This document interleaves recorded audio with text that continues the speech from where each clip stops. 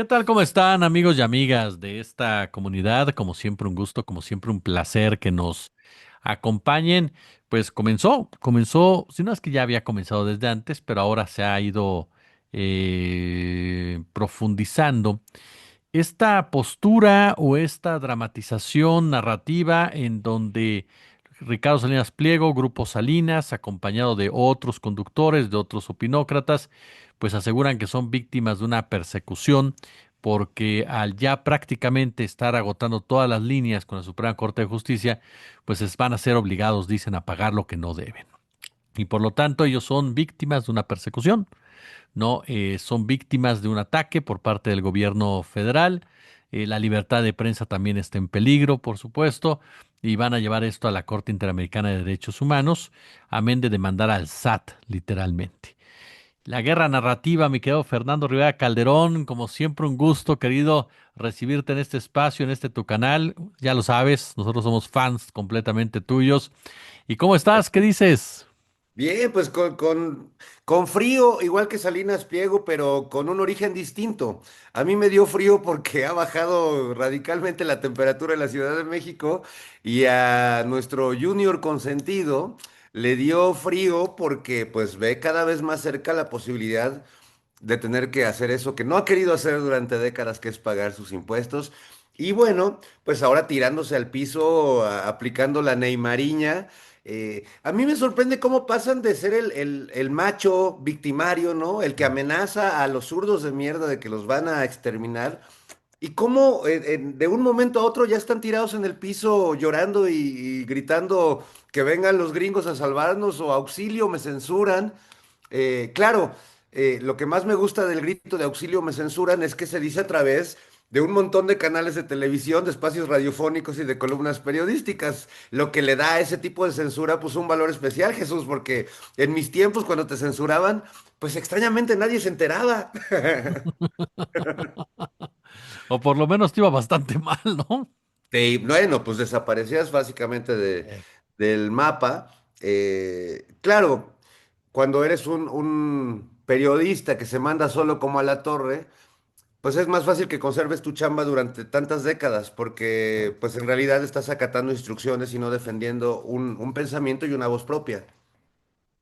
Oye, esta guerra narrativa, ¿tú cómo la valoras, que Tú has estado muy cerca de precisamente este tipo de creaciones, manipulaciones, todo eso, eh, que se sube con Carlos Manso, que se trepan en la generación Z, ahora quieren convertir el no pago de impuestos en una especie de clamor popular.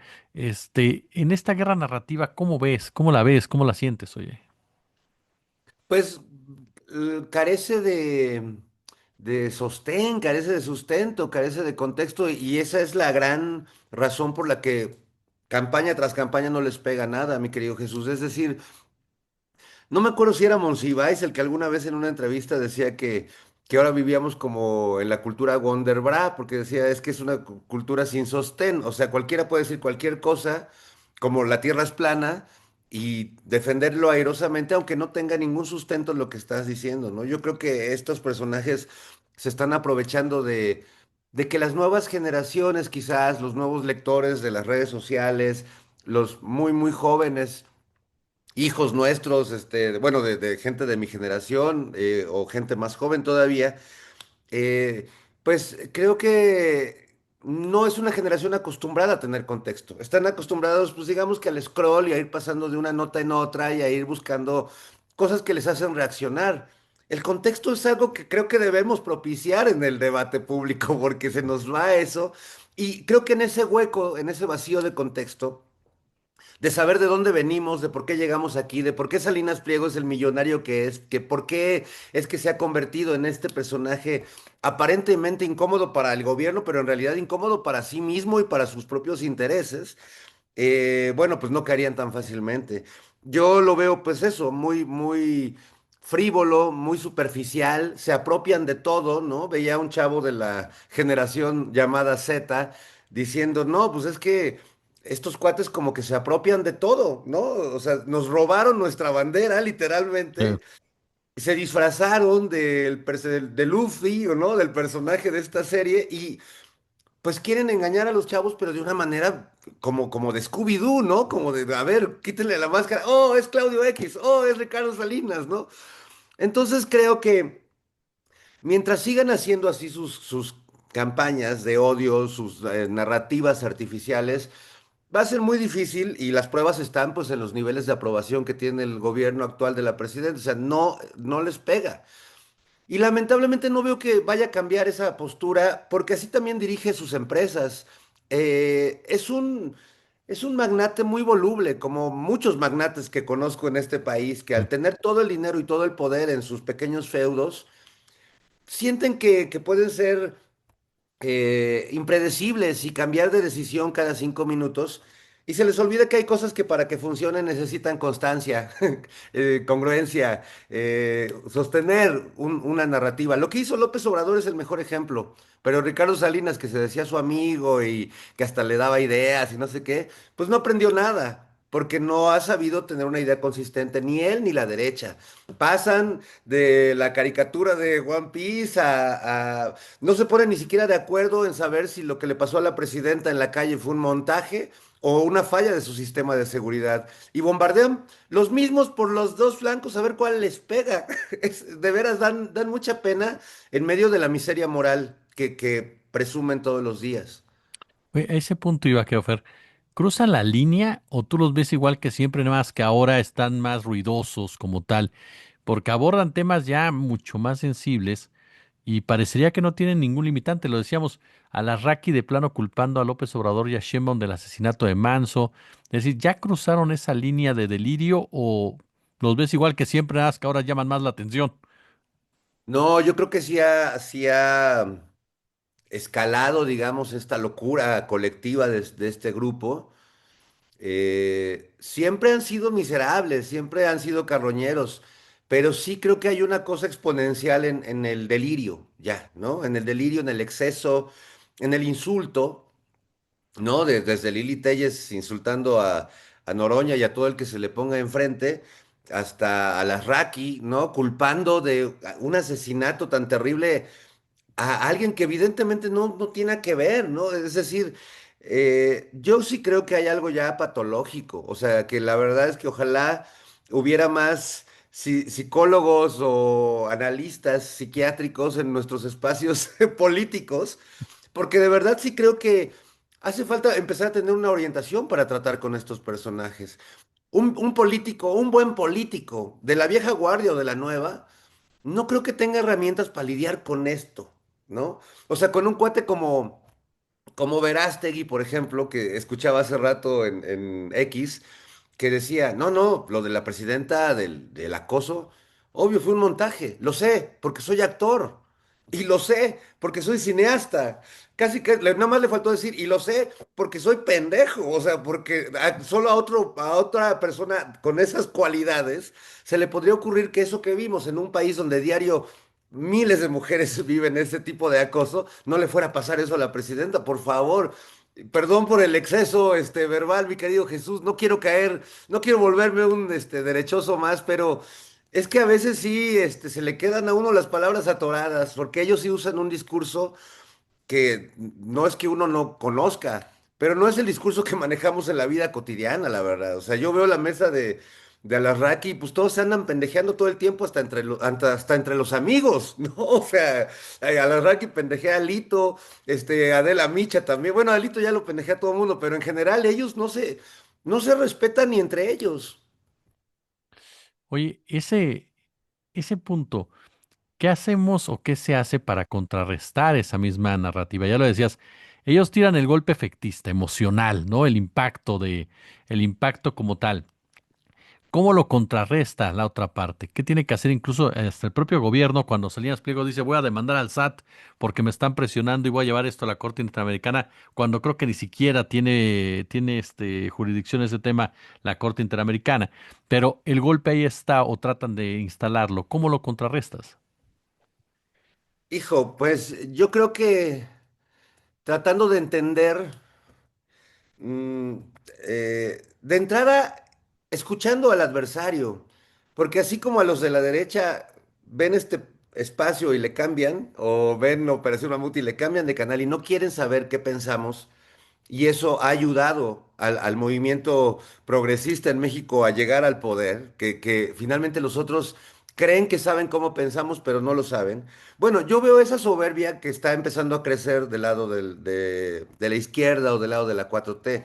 No necesitamos leerlos, no necesitamos entenderlos, no necesitamos ver lo que hacen. Y yo creo que sí es importante, pero además sí es importante generar un discurso que lo contrarreste desde un nivel de lenguaje más cercano, porque lo que veo es que la 4T se ha dedicado a generar un montón de programas de análisis político, a los que les ha invertido todas sus canicas, con académicos muy renombrados, que antes de su nombre vienen tres o cuatro maestrías y doctorados, y que está muy bien, pero que lo último que logran, Jesús, es conectar con el público al que le están llegando los discursos de Salinas Pliego y de Verástegui y de Televisa y de TV Azteca.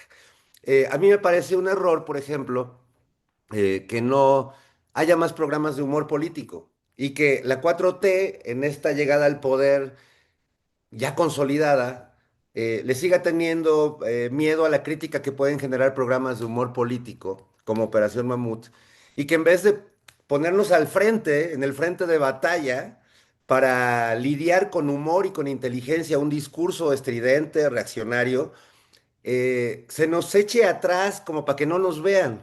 Me parece que es una mala estrategia apostarle al discurso intelectual, académico, de estos opinólogos que muchos son buenos amigos y yo creo que muchos tienen una voz muy valiosa. Pero si eso es con lo que estamos contrarrestando estos ataques, estamos peleando en dos campos de batalla completamente distintos, Jesús. No sé si lo has percibido, pero no tenemos a alguien que responda en el tono, no porque tengamos que tener un Alarraqui en la 4T o un Pelafustán como Sabinas Pliego, no, pero sí en un tono que sea mucho más accesible al gran público, al público no precisamente politizado, al público no precisamente ideologizado, pero al que los otros mensajes sí le llegan de manera contundente, ¿no? Y aquí no estamos generando eso, y yo creo que no es porque no haya, sino porque como que les está dando miedo pelear en ese terreno, y yo creo que hay que dar esa batalla. Se ha presentado, lo veíamos el otro día, ¿no? Personas como Milei, como el propio Trump, el propio Salinas Pliego, que caen hasta en la caricaturización de ellos mismos, pero que como dices, eso le llega a un sector de la población. Claro, y entonces nuestra respuesta son 20 mesas de análisis a la semana donde cinco sabios académicos analizan el discurso de Milei. Perdón, pero le voy a regresar a Milei porque está más divertido. Es un estúpido, no tiene ningún discurso, pero si vamos a una época donde estamos peleando más que por ver quién tiene la razón, quién tiene las reacciones, quién genera opinión, movimiento en las redes. Pues creo que ahí sí estamos perdiendo la batalla. Y es muy triste porque de este lado me parece pues que hay una ruta política, que hay un proyecto de país, que hay principios que si bien se rompen cotidianamente, creo que la gente que votamos por este proyecto los tenemos muy claros. Del otro lado no hay eso, pero tienen esa estridencia, tienen ese volumen a todo lo que da, tienen esos medios mainstream que tienen una gran velocidad para repartir sus narrativas, aunque sean falaces. Y de nuestro lado, lo digo con todo respeto, la aburrición de la opinión académica de la izquierda que no tiene el más mínimo sentido del humor. No vamos a conectar así. La verdad es que yo creo que es un error en la estrategia de comunicación. eh, y a pesar de que muchas de esas voces me parecen muy valiosas, pero no creo que estemos peleando en el mismo nivel de lenguaje y creo que hay que dar la batalla en esos niveles. Y en los académicos también. Pero pues los académicos le van a llegar al público académico, ¿no? Porque no veo que los gran públicos a la hora de que está compitiendo quién es la máscara o la casa de los famosos con algún programa de opinión de la tele pública, pueda lograr competir en términos reales. Y no porque no haya opiniones valiosas, porque el tono con el que se están diciendo las cosas es completamente distinto. Entonces, pues, no sé si ya se hizo ese análisis, no sé si lo han pensado quienes están actualmente, pues, viendo la programación de estos medios, no sé si están contentos con los resultados que están teniendo.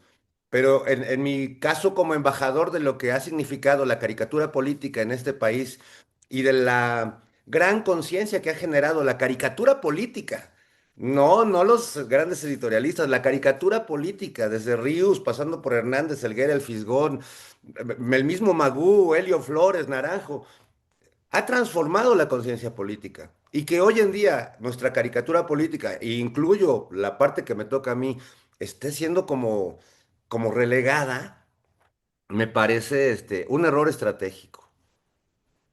¿Cómo ves a la gente que sigue a Salinas Pliego, Fer? O sea, al famoso pobre de derecha. ¿Cómo lo ves? O sea, gente que está votando hasta contra sus propios intereses, pero que está ahí y que parece ser que no se mueve. Pues creo que es el gran ejército de Salinas Pliego, mucho más que la oligarquía de sus amigos con los que se va a jugar golf, que pues sabemos que son amistades de poco alcance, frágiles y que se terminan o se rompen cuando los intereses comunes no convienen, ¿no? Y entonces se deja de jugar golf juntos. Pero este ejército que ha logrado conseguir Salinas Pliego, muchos de ellos supongo que deudores de Electra, pero que se sienten que pertenecen a una clase social distinta a la que pertenecen, eh, pues eso sí es preocupante, porque ahí estamos jugando en un espectro de la realidad y volvemos a lo patológico, donde hay algo muy raro. Yo vivo, por ejemplo, en un conjunto habitacional acá en la Álvaro Obregón, pues que me parece que es claramente de clase media, ¿no? O sea, tenemos departamentos con dos recámaras, no, pues son normales, un lugar de estacionamiento. Hace algunos años una vecina me dijo, ya sabemos que eres el chairo de este condominio. Porque todos, aunque tengan el mismo auto que yo o vivan en el mismo departamento que yo, algo en su manera de mirarse al espejo les dice, tú eres de la clase alta. Y este naco que vive aquí al lado no, aunque vivamos en el mismo lugar y paguemos la misma renta. Entonces me parece muy loco porque me recuerda esa gran escena de la película de Tarantino de Django sin cadenas, cuando el personaje que creo que hace Leonardo DiCaprio, que es el capataz, le pregunta a su esclavo, no es Denzel Washington, es bueno, Samuel Jackson. Samuel Jackson, Ujú. y le dice, ve al otro personaje que llega, pues con su asistente también afro, pero viene en un caballo y viene bien vestido. Y le dice, oye, ¿por qué estás tan molesto? Le dice Samuel Jackson. ¿Quisieras tú también tener un caballo y un vestido como ese? No, por supuesto que no. ¿Yo para qué quiero un caballo? Lo que no quiero es que ese güey lo tenga, Claro. porque es igual a mí. ¿Y por qué a él sí va bien vestido y tiene un caballo y yo no? Yo siento que esa escena de esta película de Tarantino resume de una manera muy profunda ese sentimiento de esta clase media inconforme de su ser, de ser media, ¿no? Y que vive en una negación constante y en esa negación es capaz de todo, porque como es una posición social que está asegurada con alfileres, se vuelve una posición social beligerante y que se defiende y que te insulta, porque ¿cómo vas a cuestionar que yo viviendo aquí soy clase media? ¿Qué te pasa? O sea, si yo soy de la alta, ¿no? Yo fui al cumpleaños del tío Richie. Entonces es así como de amigo, date cuenta, pero no, porque darse cuenta, pienso un poco en lo que dice Sandra Cuevas cuando dice, yo odio ser pobre, yo no soporto ser pobre. Bueno, también ahí hay una percepción de la pobreza que puede variar. Yo tuve una abuela que era muy humilde, que vivía con una sencillez pues precaria, digamos, y nunca se consideró pobre, ni rica, por supuesto, pero vivía en una zona de la humildad donde no percibía yo una pobreza porque tenía lo que necesitaba para vivir. Entonces también tiene mucho que ver con este juego de cómo nos miramos al espejo, cómo nos queremos mirar y con quién nos vemos al lado. Hay gente que ve al tío Richie y dice, así soy. No, no eres así, güey. No tienes avión, no tienes yate, no vas a jugar golf con los millonarios de este país. En lo único que te podrías parecer en todo caso, pues es en esta cosa que él llama irreverencia, que en realidad pues es la exaltación de una carencia educativa muy fuerte, ¿no? Que tienen además muchas personas que aunque estudian en Estados Unidos o vayan a las mejores escuelas, pues no tienen ninguna necesidad de aprender, ¿no? Saben que van a heredar una empresa familiar y creo que Salinas Pliego representa muy bien esa ignorancia poderosa, ¿no? Es una ignorancia que se impone porque tiene con qué pagar para hacerse sentir que tiene la razón aunque no la tenga. ¿Crees que puedan derivar ya en actos abiertos de violencia? Esta convocatoria de la Marcha Z, hay mensajes literal donde dicen vamos a quemar Palacio Nacional, vamos a tumbar a la presidenta Sheinbaum. ¿Crees que puedan caer en ese tipo de actos ya? Jorge Romero alguna vez dijo nos queda nada más la violencia. ¿Cómo lo ves? No, por supuesto, yo creo que mueren de ganas, pero claro, no tienen ellos la doble moral y la cobardía de la derecha no permite que ellos lo actúen, ¿no? Ellos pagan para que otro haga el desmadre, ¿no? Entonces seguramente deben tener muchas ideas, ¿no? Porque se les ocurren muchas cosas.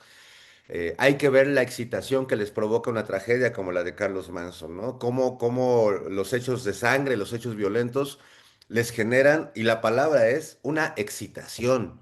Es decir, se prenden, se emocionan, lo empiezan a gritar a los cuatro vientos. Es donde tendría que haber una mínima contrición y la responsabilidad de que hay personas dolientes y víctimas. Estos ven una gran oportunidad, un nicho de oportunidad.